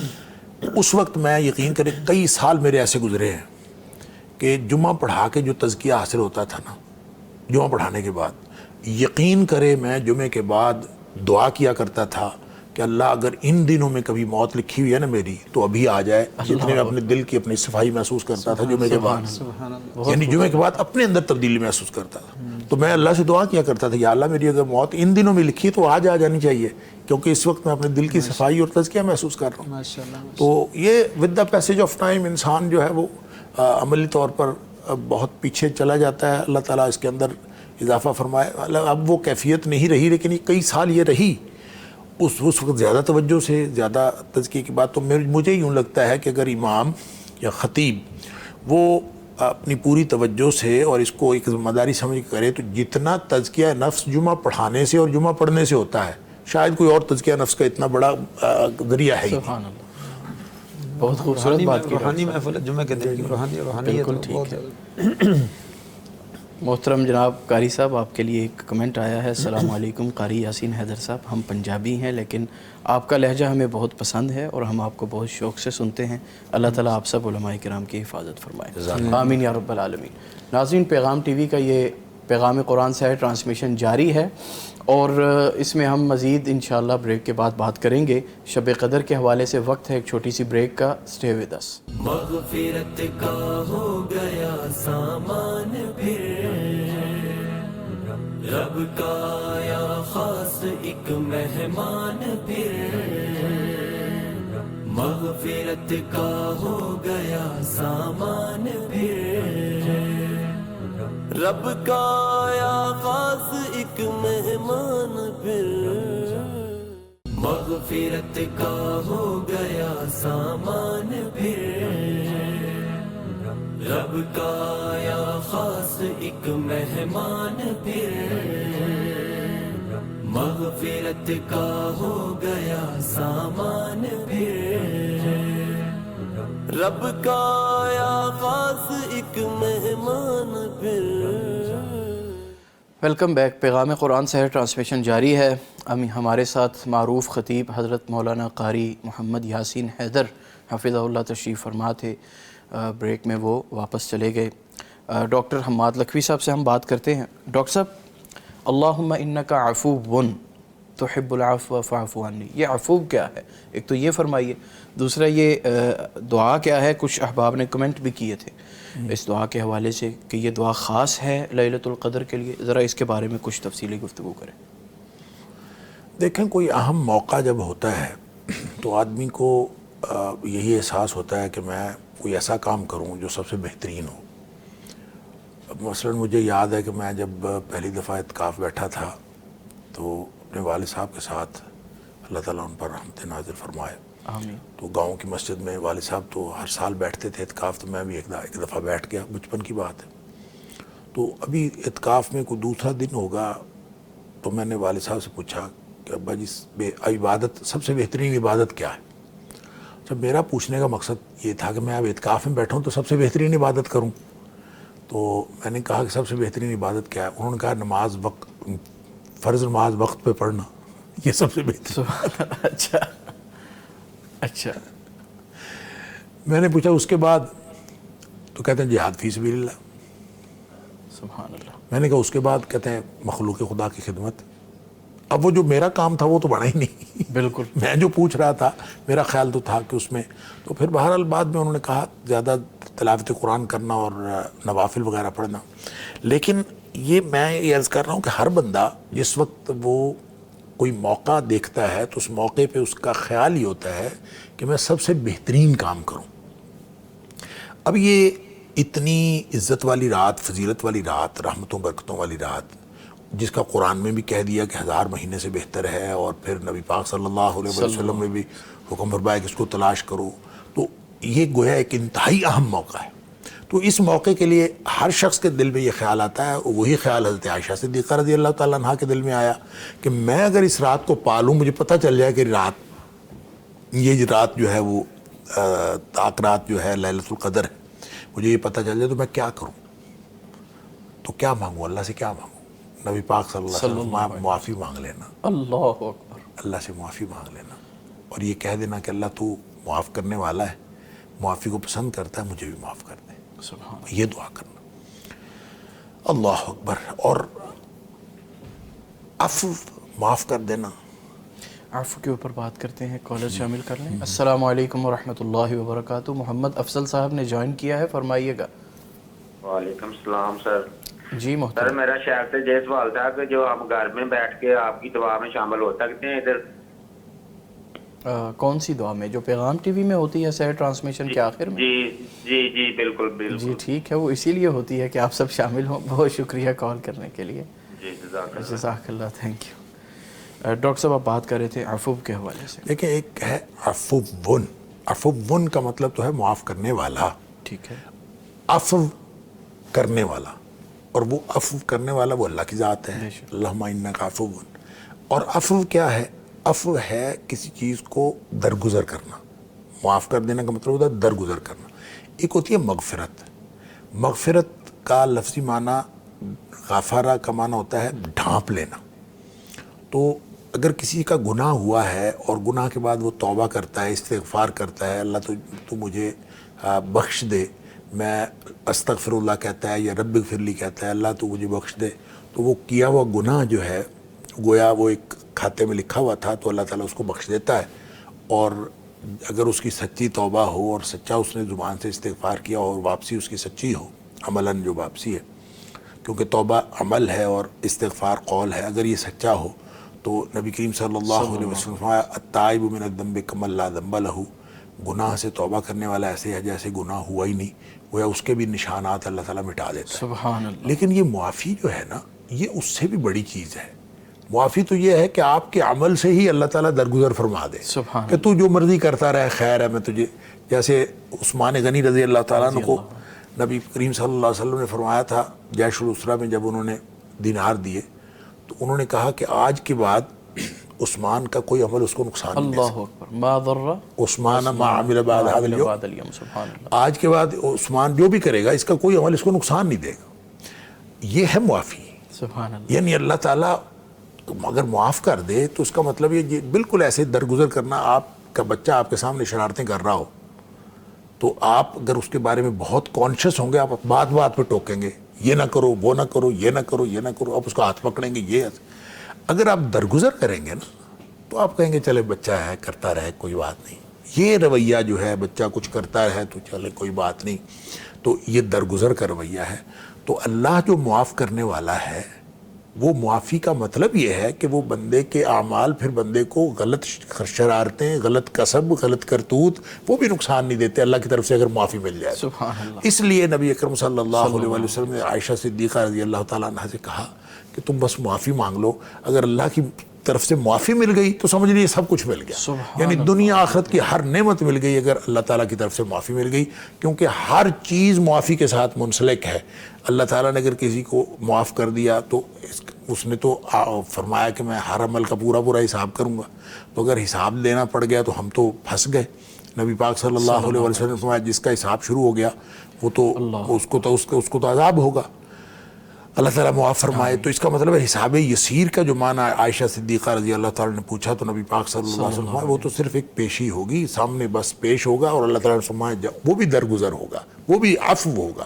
تو اصل چیز عفو ہے، تو اللہ سے ہمیشہ عفو مانگنا چاہیے، معافی مانگنی چاہیے، تو اللہ تعالیٰ سے معافی مل جائے تو سمجھے ہر چیز مل جاتی۔ میں یہاں پہ ایک واقعہ ضرور عرض کرنا چاہتا ہوں۔ والد صاحب کی بات ہو رہی تھی، لیکن میں نے والد صاحب کو 27 سال اپنی ہوش حواس کی عمر میں دیکھا ہے، اور میں نے والد صاحب کو جتنا سنت کا عامل دیکھا ہے میں نے اپنی زندگی میں کوئی نہیں دیکھا۔ ماشاءاللہ۔ مطلب وہ قہقہ تک نہیں لگاتے تھے کہ نبی پاک صلی اللہ علیہ وسلم قہقہ نہیں لگاتے تھے اس لیے قہقہ نہیں لگانا۔ اللہ اکبر۔ اچھا، ہر چیز کو کنٹرول اس طرح کرتے تھے، ہر بات سنت کے مطابق کرنے کی کوشش کرتے تھے۔ اچھا، 98 میں والد صاحب کا انتقال ہوا، تو انتقال کے بعد آج تک 98 سے لے کر آج تک 2 دفعہ میری خواب میں والد صاحب سے ملاقات ہوئی۔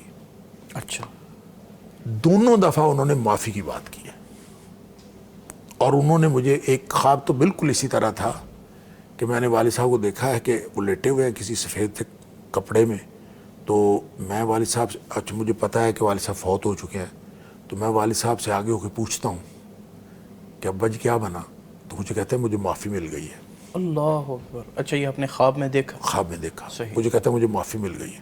اچھا، میں بعد میں سوچتا رہا کہ اگر اس طرح کا بندہ جس نے ایسی زندگی گزاری ہے کہ میرے خیال میں وہ اس دور کے آدمی نہیں تھے کہ انہوں نے جتنا زیادہ اپنی زندگی کو سنت کا پابند بنایا، ان کو بھی اگر صرف معافی ملی ہے تو پھر ہمارا کیا بنے گا؟ اللہ۔ تو اصل معاملہ ہے معافی سے حل ہونا ہے۔ بات یہ ہے جتنی بھی آپ کرتے ہو محنت، یہ اللہ تعالیٰ کی معافی کا استحقاق حاصل کرنے کے لیے کرتے ہیں۔ بالکل ٹھیک۔ اسی طرح ایک دفعہ والد صاحب مجھے خواب میں ملے اچھا، یہ دوسری خواب سنتے ہیں، کالر شامل کر لیں۔ السلام علیکم ورحمۃ اللہ۔ مرید کے صحیح کال ہے، فرمائیے گا۔ السلام علیکم۔ السلام علیکم ورحمۃ اللہ وبرکاتہ۔ جی وعلیکم السلام ورحمۃ اللہ وبرکاتہ۔ جی، اللہ آپ کو اور آپ کی پوری ٹیم کو جزائے خیر دے، اللہ پاک آپ کو یہاں کی تمام خیر بلائیں عطا فرمائے۔ آمین۔ بڑی خوش ہوتی ہیں جب آپ اللہ کی بڑائی عظمت بیان کرتے ہیں، بہت شکریہ، بہت شکریہ۔ دل باغ باغ ہوتا ہے۔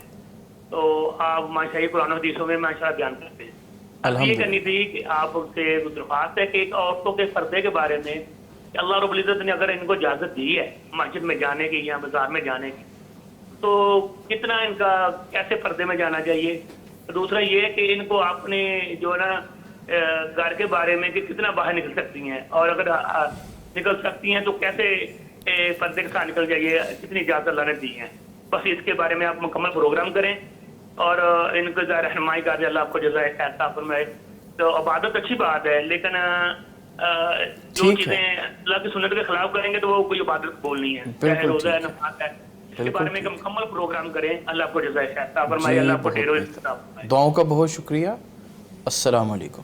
جی ڈاکٹر صاحب, مکمل پروگرام پھر کسی دن کر لیں گے, اس میں تفصیلی بات ہو جائے گی. بات کریں. ویسے ان کی جو فکر ہے نا, جی اللہ تعالیٰ ان کی فکر میں اور اضافہ کرے. ماشاءاللہ بڑا اچھا جذبہ ہے. ان کا خیال یہ ہے کہ خواتین کو اگر گھر سے باہر نکلنا تو باپردہ ہو کے نکلنا چاہیے. ٹھیک کہہ رہے ہیں وہ, بالکل ٹھیک, کیونکہ قرآن نے کہا ہے وَقَرْنَ فِي بُيُوتِكُنَّ. عورت کا جو دائرہ کار ہے وہ گھر ہے, صحیح بات. اور گھر سے باہر وہ صرف ضرورت کے تحت نکل سکتی ہے. ایسا نہیں ہے کہ گھر سے نکل نہیں سکتی, نکل سکتی ہے. اور نبی پاک صلی اللہ علیہ وسلم کو فرمان ہے کہ اللہ کی بندیوں کو مسجدوں سے آنے سے نہ روکو. اس کا مطلب مسجدوں میں بھی جا سکتی ہے, لیکن پردے کا اہتمام کر دیں. پردے کا بھی اہتمام کریں گی اور ان امور کا بھی اہتمام کریں گی جن کا ان کو نبی پاک صلی اللہ علیہ وسلم نے اہتمام کرنے کا حکم فرمایا. مثال کے طور پر پردہ مکمل ہونا چاہیے. یدنین, قرآن کہتا ہے یدنین علیہن من جلابیبہن. ایک تو وہ کپڑے جو گھر میں پہنے ہوئے ہیں, شلوار قمیض دوپٹہ, اس کے اوپر ایک بڑی چادر لیں گے جو اپنے آپ کو چھپا لیں گے, اور اس پہ صرف دیکھنے کی جو ہے جگہ وہ رکھ سکتے ہیں. یہ جو اوپر جلباب ڈالتے ہیں اس کو کہتے ہیں جلباب, بڑی چادر کو. تو آج کل گاؤنز وغیرہ ہیں اور اس کے اوپر اسکارف وغیرہ, تو پورا پردہ کر کے نکلیں تو پھر وہ نکل سکتی ہے. اسی طرح نبی کریم صلی اللہ علیہ وسلم فرمایا کہ خوشبو لگا کے نہ نکلیں. اور جو خاتون گھر سے خوشبو لگا کے نکلتی ہے, اور خاص طور پہ اس وقت جب اس کو پتہ ہے کہ میں مردوں کے درمیان سے گزروں گی, تو مردوں کے درمیان سے گزرنا ہے, اس کو علم ہے, پھر بھی خوشبو لگا کے نکلتی ہے, فرمایا وہ زانی ہے, اور وہ گویا مردوں کو اپنی خوشبو سکھانا چاہتی ہے. تو اس طرح کے امور ہیں, اختلاط سے بچیں اور پھر اس طرح کی احتیاطیں بھی کریں اور باپردہ نکلیں. تو پھر مسجدوں میں جا سکتی ہیں جہاں پہ انتظام مسجدوں میں خواتین کے نماز پڑھنے کے لیے ہے, وگرنہ اپنی ضرورت کے. اور بازار میں بھی صرف اس صورت میں جا سکتے ہیں کہ بہت ضروری چیز ہے اور کوئی شاپنگ کرنی ہے, جا سکتی ہیں, لیکن پردے کا اہتمام کر کے. اور پردے کے اہتمام کے بغیر نکلیں گی تو گناہگار ہوگی. اللہ تعالیٰ معاف فرمائے. آپ گفتگو کر رہے تھے, والد صاحب آپ کو خواب ہاں, خواب میں نے ایک دفعہ میں نے عرض کیا, دونوں دفعہ معافی کا ہی ذکر ہوا. ایک دفعہ یہ تھا, دوسرا بھی کوئی خواب بہت لمبا نہیں ہے. اس میں یہ تھا کہ مجھے جیسے ہم گاؤں میں والا ہمارا گھر تھا, تو ہم وہاں بیٹھے ہوئے ہیں صحن میں. والد صاحب بھی عصر کے وقت عام طور پر قرآن مجید پڑھتے, چار پائیاں بچھی ہوتی تھی, وہاں بیٹھ جاتے تھے. تو وہیں بیٹھے ہوئے مجھے کہتے ہیں حماد ادھر آؤ, میں آپ کو معافی کا طریقہ بتاؤں. اچھا, یہ آپ خواب میں دیکھ؟ خواب میں دیکھ. ٹھیک ہے. مجھے کہتے ہیں ادھر آؤ, میں آپ کو خواب کا طریقہ بتاؤں, معافی کا. آپ کو میں معافی کا طریقہ. میں بڑا خوش ہوتا ہوں کہ مجھے معافی کا طریقہ پتہ چلنے لگا. تو میں ان کے پاس جاتا ہوں تو اتنے پہ فون کی بیل ہوتی ہے. اچھا. اور فون کی بیل ہوتی ہے, مجھے آنکھ کھل جاتی ہے. اور فون کی بیل واقعتاً میرے وہ پرانا جو ہیڈ سیٹ ہوتا تھا نا, تو وہ پڑا ہوا تھا ساتھ, یہ جو P T C landline, تو وہ فون بولا, واقعی میری اس سے آنکھ کھلی. اچھا. تو میں ایک دفعہ تو مجھے بڑا افسوس ہوا کہ مجھے والد صاحب معافی کا طریقہ بتانے لگے تھے, اور مجھے جو ہے وہ آنکھ کھل گئی ہے فون بیل سے. لیکن مجھے اگلے لمحے مجھے خیال آیا معافی کا طریقہ نبی کریم صلی اللہ علیہ وسلم نے بتایا ہوا ہے. اس میں پریشانی یہ تو صرف انہوں نے توجہ دلائی ہے کہ معافی مانگنی چاہیے, لہٰذا اپنی زندگی میں معافی کی کثرت کرنی چاہیے, ہر وقت معافی. اور معافی حقوق العباد کے حوالے سے بھی اور حقوق اللہ کے حوالے سے. نماز پڑھ کے خوش نہ ہو کہ میں نے نماز پڑھ لی ہے, نماز پڑھ کے اللہ کا شکر کریں کہ اس نے سجدے کی توفیق دی ہے. پھر ساتھ جو ہے وہ اللہ سے معافی مانگیں, یا اللہ اس میں نماز کا میں حق نہیں ادا کر سکا, تو مجھے معاف کر دے. روزہ رکھا ہے, اللہ کا شکر ادا کریں کہ اللہ نے روزہ رکھنے کی توفیق دی ہے, ساتھ اللہ تعالیٰ سے معافی مانگیں, یا اللہ اس میں جو غلطیاں ہوں گی تو معاف کر دے. ہر عمل کے اندر یہی اہل ایمان کی قرآن نے کہا ہے کہ اہل ایمان جو ہیں وہ سارا کام کرتے ہیں, شرک بھی نہیں کرتے, آیات پر ایمان بھی رکھتے ہیں, صدقہ خیرات بھی کرتے ہیں, پھر اللہ سے ڈرتے رہتے ہیں کہ اس لیے کہ انہوں نے لوٹ کر اللہ کی طرف جانا ہے. تو یہ اگر کیفیت رہے تو پھر انشاءاللہ امید ہے کہ اللہ تعالیٰ سے معافی مل جائے گی. ہر وقت ہی معافی کا احساس رہنا چاہیے, اور خاص طور پہ اگر کوئی خاص موقع ہے تو خاص موقع پہ بھی معافی مانگیں, یا اللہ تو معاف کر دے. تو معافی مل گئی تو انشاءاللہ سب کچھ مل جائے. خاص موقع ہے اسی لیے شب قدر کی دعا بتائی. السلام علیکم ورحمۃ اللہ. کالر ہیں ہمارے ساتھ, کال شامل کریں گے بلال صاحب. وعلیکم السلام ورحمۃ اللہ وبرکاتہ. سر میں بلال بات کر رہا ہوں. جی سر, ویلکم. پہلا کوشچن یہ ہے کہ بعض اوقات یہ گھر میں کوئی چیز وغیرہ وہ نیاز یا کچھ بھی کوئی افطاری, آج کا ظاہر رمضان ہے, لوگ چیزیں بیچتے ہیں گھر میں افطاری کے لیے جی گلی محلے میں, تو ان سے کیا یہ پوچھنا چاہیے ہمیں کہ کس چیز کی آپ نے چیز بھیجی, کیونکہ گھر والے اکثر جو ہے نا وہ اس چیز کو معیوب سمجھتے ہیں کہ پوچھیں گے, اگلا بندہ مائنڈ نہ کرے, کہ آپ کیوں پوچھ رہے ہیں. اس بارے میں ایک شاید حدیث بھی ہے حضرت بکر صدیق کی جو انہوں نے کچھ نکلا تھا پھر بعد میں انہوں نے وہ چیز منہ سے نکالی تھی. ایک وہ اس کی بھی ذرا وضاحت کرتا ہوں. تو یہ کہ اگر کہیں سے کوئی چیز کھانے کے لیے ہے ان سے پوچھا جا سکتا ہے کس چیز کی ہے, کہیں کسی اور معاملات کی نہ ہو؟ نہیں, اس میں انہوں نے کہا تھا کہ حدیث میں بھی آتا ہے. کیا وہ حدیث میں نہیں. اچھا, مجھے بھی نہیں سمجھ آئے گی وہ حدیث کیا ہے. اچھا چلے خیر. دیکھیں بات یہ ہے کہ کسی کے گھر سے کھانا آتا ہے, موقع کیا ہے یہ دیکھنا چاہیے کس موقع پہ آ رہا ہے. اگر افطار کے موقع پہ رمضان میں آ رہا ہے تو آپ یہ سمجھیں کہ کسی نے اچھی نیت سے ہی بھیجا ہے. کسی شخص کی نیت پہ خواہ شک کرنا اور اس میں کوسچن کرنا اس کو پسند نہیں کیا گیا. مثلا نبی پاک صلی اللہ علیہ وسلم کے دور میں تو گوشت آتا تھا مختلف گھروں سے, تو نبی کریم صلی اللہ علیہ وآلہ وسلم سے حضرت عائشہ صدیقہ رضی اللہ تعالیٰ عنہ نے پوچھا کہ ہمیں بعض اوقات پتہ نہیں ہوتا کہ لوگوں نے اس پر اللہ کا نام لیا ہے کہ نہیں لیا. تو حضرت عائشہ صدیقہ سے نبی پاک صلی اللہ علیہ وسلم فرمایا کہ سمو انتم علیہ, تم خود اس پہ بسم اللہ الرحمن الرحیم پڑھ لیا کرو, یا اللہ کا نام لے لیا کرو, ثم کرو, پھر کھا لیا کرو. اس کا مطلب یہ ہے کہ مسلمانوں کے گھروں سے آیا ہوا گوشت جو ہے اس کے اوپر خواہ شک نہیں کرنا. ایک بھائی ہیں مہد علی, انہوں نے کہا ہے ڈاکٹر صاحب میری بچی کو تکلیف ہے, آپ اس کے لیے دعا کیجیے, اللہم اشفیہا شفاء کاملا عاجلا, دعا بتا دیں. اذہب الباس رب الناس واشف انت الشافی لا شفاء الا شفاءک شفاء لا یغادر سقما. یہی دعا ہے. آپ اگر یہ دعا یاد کر لیں تو اچھا ہے, نہیں بھی یہ دعا آتی تو آپ ویسے کہہ دیں کہ اللہ اس کو شفا دے, انشاءاللہ اس طرح بھی اللہ تعالیٰ شفا دے دے گا. بالکل ٹھیک ہے. ڈاکٹر صاحب بعض لوگ رمضان میں غفلت کا شکار رہتے ہیں اور صرف ایک رات پہ امید لگا لیتے ہیں, مطلب اللہ کو نہ سیزنل مسلمان پسند ہے نہ جزوی مسلمان پسند ہے. ٹھیک ہے. کمپلیٹ سبمیشن اور ہر زندگی کا معمول یہ اللہ کو پسند ہے. فرمایا کہ اللہ کو وہ اعمال پسند ہیں جو جس پر انسان ہمیشگی کرے. ادواموہا ان احب الاعمال وان قل, چاہے وہ تھوڑے ہوں, انسان اپنے معمول میں شامل کرے اور اللہ کی بندگی کو اپنا معمول بنائے. اللہ تعالیٰ کو ایسا مسلمان پسند ہے جو مستقل مزاج اور کمپلیٹ سبمیشن والا, جس نے اپنا اسلم یسلم, اسلام کا معنی ہوتا ہے اپنے آپ کو سپرد کر دینا. وَأَنِيبُوا إِلَىٰ رَبِّكُمْ وَأَسْلِمُوا لَهُ, اپنے آپ کو ہر طرف سے منہ موڑ کے اللہ کے سامنے جھک جاؤ اور اپنا آپ اس کے سپرد کر دو. اس طرح کی کمپلیٹ سبمیشن اور پورے 24/7 یعنی پوری زندگی کے لیے وہ مسلمان اللہ کو پسند ہے. اس لیے صرف رمضان میں محنت کرتے رہنا یا صرف ایک رات کر لینا اور باقی 11 مہینے چھوڑ دینا, یا صرف ایک رات کر لینا باقی راتیں چھوڑ دینا, یہ اللہ تعالیٰ کو اس طرح کا مومن پسند نہیں ہے. آپ چاہے تھوڑا عمل ہو مستقل کرتے رہنا چاہیے, اور رمضان پریکٹس کرنے کا مہینہ ہے کہ اس میں انسان پریکٹس کرے تاکہ اس کو باقی 11 مہینوں میں امپلیمنٹ کر سکے. بہت خوب. نصیحتوں کا شکریہ, رہنمائی کا شکریہ, اللہ آپ کو جزائے خیر دے. ناظرین, آج کی رات جاری ہے اور اختتام کی طرف تیزی سے بڑھ رہی ہے. شب قدر کے حوالے سے اور عفو الہی کے حوالے سے بات ہو رہی ہے. شیخ الحدیث پروفیسر ڈاکٹر عتیق الرحمن حفظہ اللہ موجود ہیں. ابھی وہ رہنمائی کریں گے اس حوالے سے کہ قیام اللیل کی فضیلت کیا ہے, اور اگر کوئی شخص کسی وجہ سے پوری رات عبادت نہ کر سکے اور کچھ رات عبادت میں گزارے تو اس کی کیا فضیلت ہے, اسے فضیلت مل سکتی ہے کہ نہیں, اور اجتماعی عبادت کرنی چاہیے یا انفرادی, اس حوالے سے کچھ نصیحتیں آپ کے سامنے رکھیں گے. اس کے بعد وہ دعا فرمائیں گے اور دعا کے ساتھ ہماری اس ٹرانسمیشن کا اختتام ہو جائے گا. جی ڈاکٹر صاحب. جی, جو پہلی بات آپ نے ذکر کی ہے کہ قیام اللیل جو ہے اس کی اہمیت کیا ہے اور اس کی فضیلت کیا ہے, اس کی ضرورت کیا ہے. قیام اللیل بہت بڑی عبادت ہے. اللہ تبارک و تعالی نے نبی کریم صلی اللہ علیہ وسلم کو جو ہے وہ رات کا قیام کرنے کا حکم دیا. یا ایھا المزمل قم اللیل الا قلیلا نصفہ او انقص منہ قلیلا او زد علیہ ورتل القرآن ترتیلا.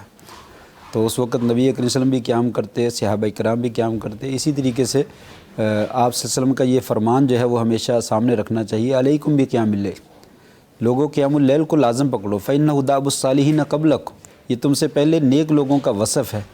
فإنہ مغفرۃ للإثم, یہ گناہوں کے کفارے کا ذریعہ ہے. منہاۃ للإثم, گناہوں سے روکنے اور بچانے کا ذریعہ ہے. اور مقربۃ الی ربکم, تمہارے رب کے قربت کا ذریعہ ہے. اور وہ حدیث بھی سامنے رکھنی چاہیے جس میں آتا ہے کہ آپ نے فرمایا افشوا السلام وأطعموا الطعام وصلوا الارحام وصلوا باللیل والناس نیام تدخلوا الجنۃ بسلام. سلام پھیلاؤ اور جو ہے وہ کھانا کھلاؤ اور صلہ رحمی کرو, اور رات کو نماز پڑھو جب لوگ سو رہے ہوں تو آپ امن و سلامتی کے ساتھ جنت میں داخل ہو جاؤ گے۔ یہ قیام اللیل ہے، رات کی عبادت جو ہے یہ بڑی مہم ہے۔ نبی کریم صلی اللہ علیہ وآلہ وسلم رات کو لمبی نماز پڑھا کرتے تھے، حتیٰ کہ آپ کے پاؤں میں ورم پیدا ہو جاتے، سوجن پیدا ہو جاتی۔ حضرت عائشہ رضی اللہ تعالیٰ نے پوچھا تھا، یا رسول اللہ آپ اتنی لمبی عبادت کیوں کرتے ہیں؟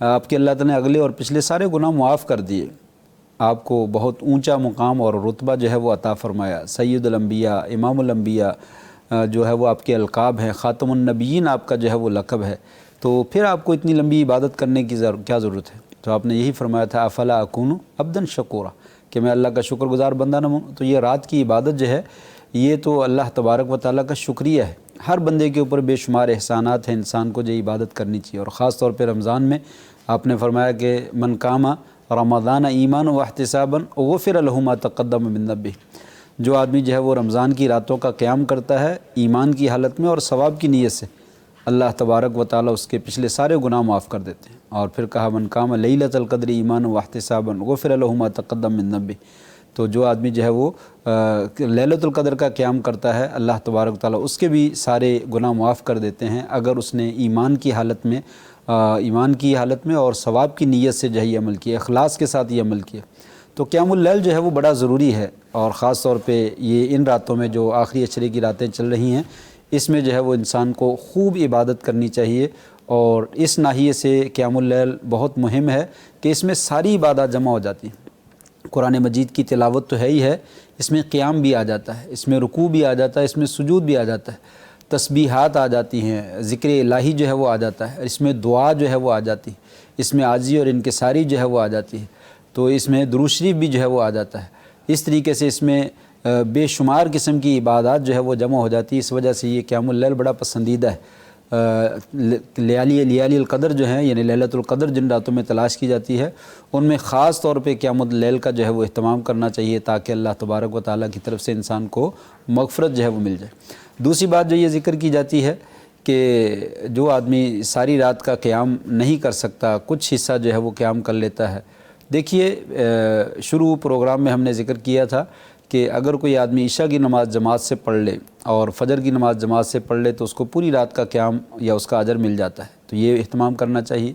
پھر اسی طریقے سے تراویح میں امام قیام کرتا ہے تو اس کے ساتھ ہی فراغت کے ساتھ جب امام فارغ ہو پھر انسان اس کے ساتھ فارغ ہو جائے تو تب بھی آپ صلی اللہ علیہ وسلم نے فرمایا کتب لہ قیام اللیل، اس کے لیے بھی پوری رات کا اجر جو ہے وہ لکھ دیا جاتا ہے۔ تو لہٰذا یہ کام تو ضرور کرنا چاہیے۔ باقی اس رات میں کچھ حصے میں اگر کوئی انسان عبادت کرتا ہے تو جتنے حصے میں عبادت کی ہے اتنا اجر تو انشاءاللہ اس کو ملے گا، گویا کہ اس نے وہ عبادت لیلۃ القدر میں ہی کی ہے، پوری رات کا اجر تو نہیں ملے گا لیکن اتنا اجر جو ہے اس کو ملے گا، گویا کہ اس نے جو ہے وہ لیلۃ القدر کے اندر جو ہے وہ عبادت کی۔ تو لہٰذا جتنا بھی حصہ مل جائے، زیادہ نہ صحیح تو تھوڑا ہی صحیح، لیکن انسان کو محروم نہیں رہنا چاہیے۔ جو آدمی لیلۃ القدر سے محروم ہو گیا فقط حرم، وہ واقعتاً ہی محروم ہو گیا، وہ بڑی خیر سے جو ہے محروم ہو گیا۔ بعض روایت میں حرم الخیر الکل، وہ ساری کی ساری خیر سے جو ہے وہ محروم کر دیا گیا۔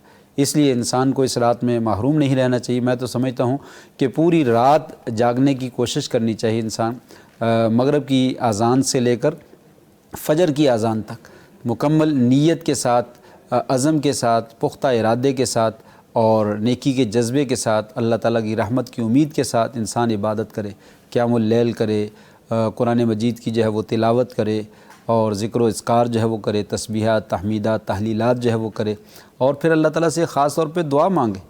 رات کی گھڑیوں میں جب انسان اللہ کو یاد کرتا ہے تو اگر انسان رو پڑتا ہے اپنے گناہوں کو یاد کرتے ہوئے، اللہ تعالیٰ کی پکڑ اور اس کے عذاب کو یاد کرتے ہوئے، اللہ تعالیٰ کی رحمت کی امید کرتے ہوئے، تو یقیناً نہ صرف اس کے گناہوں کے اوپر پانی پھیر دیا جاتا ہے، معاف کر دیے جاتے ہیں، بلکہ اللہ تبارک و تعالیٰ اس کے اوپر جہنم کی آگ کو حرام کر دیتے ہیں، اور اللہ تبارک و تعالیٰ قیامت کے دن اپنے عرش کے سائے کے نیچے جگہ نصیب فرمائیں گے۔ جو آدمی انسان جو ہے وہ رو پڑتا ہے، رجل ذکر اللہ خالیا ففاضت عیناہ، رات کے وقت میں انسان جو ہے یا تنہائی کے وقت میں انسان جو ہے وہ اللہ کا ذکر کرتا ہے اور آنکھوں سے آنسو گرا دیتا ہے، تو اللہ تبارک و تعالیٰ جہنم کی آگ کو بھی حرام کر دیتے ہیں۔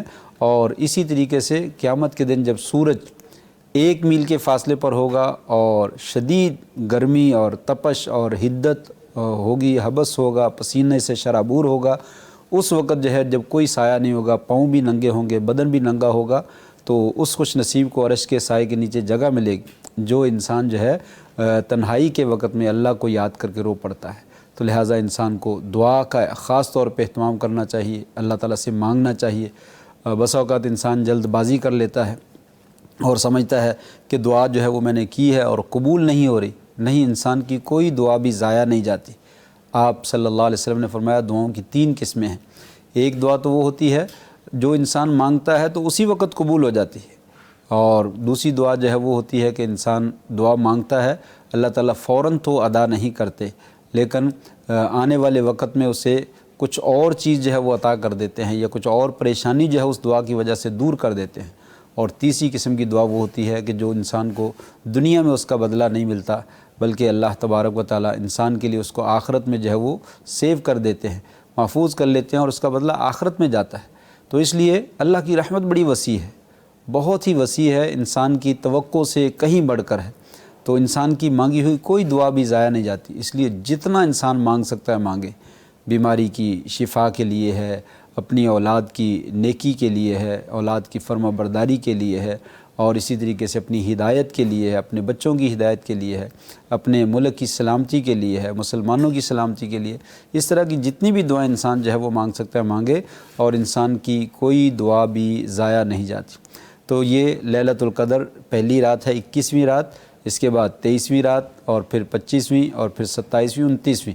ان راتوں میں سے کوئی نہ کوئی رات جو ہے وہ لیلۃ القدر ہے۔ ان تمام راتوں کی خوب عبادت کرنی چاہیے، اور عبادت میں میں نے جیسا کہ ذکر کیا قیام اللیل، قرآن مجید کی تلاوت، دعا، ذکر الہی، یہ بھرپور کرنا چاہیے، اور صدقہ خیرات جو ہے وہ خوب کرنا چاہیے جتنا انسان کر سکتا ہے۔ سارا سال انسان کو جو ہے وہ موقع نہیں ملتا اتنی زیادہ عبادت کرنے کا، جتنا زیادہ موقع جو ہے وہ ان راتوں میں انسان کو مل جاتا ہے، اس راتوں کی فضیلت کی وجہ سے بھی، اور رمضان کا آخری عشرہ ختم ہونے کے ناحیے سے بھی کہ ختم ہو رہا ہے اور ہم اس سے فائدہ اٹھا لیں، اور اس ناحیے سے بھی کہ شیاطین کو جکڑا ہوا ہے، اور اللہ کی رحمت کے دروازے بھی کھلے ہوئے ہیں، جنت کے دروازے بھی کھلے ہوئے ہیں، اور جہنم کے دروازے بند کیے ہوئے ہیں، اور ندا لگانے والا ندا بھی لگا رہا ہے، یا باغی الخیر اقبل و یا باغی الشر اقصر، اے خیر کے طلب کرنے والے آگے بڑھو، آ جاؤ اور اللہ کی رحمت سے فائدہ اٹھا لو، اور اے برائی کے چاہنے والے اب تو باز آ جا، اب تو رک جا، اب تو گناہوں سے تجھے جو ہے وہ چھوڑ دینا چاہیے، انسان جو ہے وہ رک جائے۔ تو اللہ تعالیٰ سے ہم دعا کرتے ہیں کہ اللہ تعالیٰ ان پاکیزہ راتوں میں ہمیں جو ہے وہ صحیح معنوں میں رمضان کی راتوں سے مستفید ہونے کی جو ہے وہ توفیق نصیب فرمائے۔ آئیے ہم جو ہے وہ آخری وقت میں اللہ کے حضور جو ہے وہ دعا کرتے ہیں، اللہ تبارک تعالیٰ ہماری تمام نیک اور جائز مرادیں جو ہے وہ پوری فرمائے۔ یا رب لک الحمد کما ینبغی لجلال وجہک و عظیم سلطانک، اللہم انا نسألک بان لک الحمد انت المنان بدیع السماوات والارض یا ذا الجلال والاکرام یا حی یا قیوم برحمتک نستغیث۔ اللہم صلی علی محمد وعلی آل محمد کما صلیت علی ابراہیم وعلی آل ابراہیم انک حمید مجید۔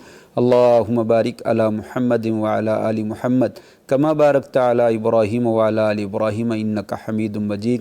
ربنا ظلمنا انفسنا وان لم تغفر لنا وترحمنا لنكونن من الخاسرین۔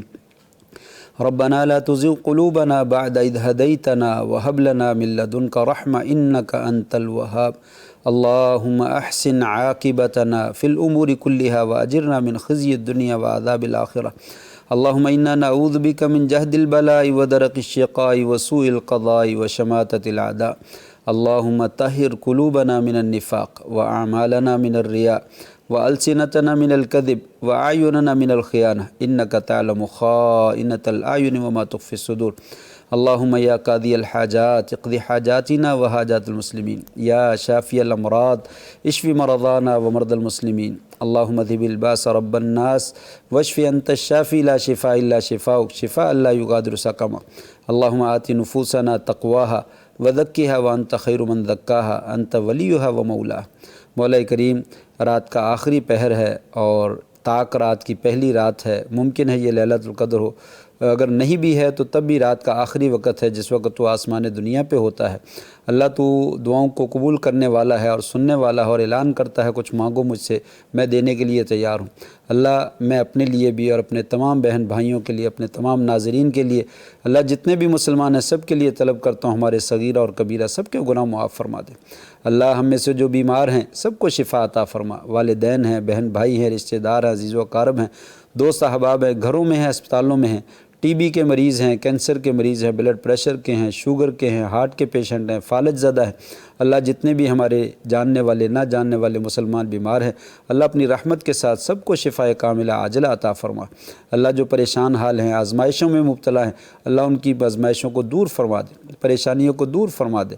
مولا کریم والدین کی خواہش ہوتی ہے ہماری اولاد نیک بن جائے، اللہ تمام والدین کے بچوں کو جو ہے وہ نیک بنا دے، والدین کی آنکھوں کی ٹھنڈک بنا دے، اللہ ان کے لیے بہترین صدقہ جاریہ بنا دے، اللہ ان کو دین کے خادم بنا دے، دین کے مبلغ بنا دے، اللہ والدین کے لیے قیامت کے دن نجات کا ذریعہ بنا دے۔ مولا کریم جن کے پاس اولاد نہیں ہے اللہ اپنی رحمت کے ساتھ نیک اولاد عطا فرما۔ اللہ اس وقت عالم اسلام بڑی مشکل سے دوچار ہے، اللہ مسلمانوں کی مدد فرما، ظالموں کو نیست و نابود فرما، اور ان کے شر سے ہم سب کو جو ہے وہ محفوظ فرما۔ ربنا آتنا فی الدنیا حسنہ وفی الآخرۃ حسنۃ وقنا عذاب النار، ربنا تقبل منا انک انت السمیع العلیم وتب علینا انک انت التواب الرحیم، وصلی اللہ وسلم علی نبینا محمد وعلی آلہ وصحبہ اجمعین برحمتک یا ارحم الراحمین۔ مغفرت کا ہو گیا سامان پھر، رب کا آیا خاص ایک مہمان پھر، مغفرت کا ہو گیا سامان پھر، رب کا آیا خاص ایک مہمان پھر، مغفرت کا ہو گیا سامان پھر، مغفرت کا ہو گیا سامان پھر۔